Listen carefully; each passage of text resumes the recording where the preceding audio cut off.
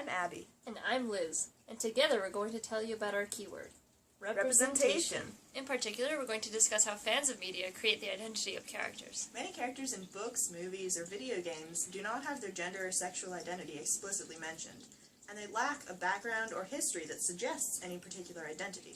So what do fans do with that? None of the usual tests mentioned in Westbrook's article on doing gender can be applied here. For example, you can't check a character's genitals, chromosomes, or birth certificate. The closest you can get to a real identity is by asking the author, but even that is questionable, as some fans won't accept things that aren't written in the book as true, and often you don't get the chance to ask the author. Fans are left to form their own conception of the character's identity using what is presented to them. This occasionally leads to LGBT representations of characters that are not explicitly presented as LGBT. For example, Samus is a popular character in Nintendo's Metroid series who uses a mechanical suit that isn't gendered. When she steps out of the suit, she is very feminine and wearing a sexy, skin-tight inner suit. This kind of imagery led to a lot of people thinking of Samus as a transgendered person.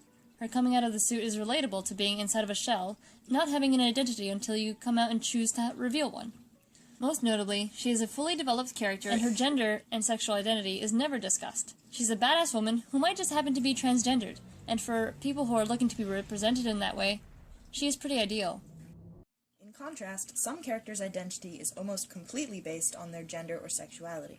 For example, in one episode of the IT Crowd, we are introduced to a trans woman named April.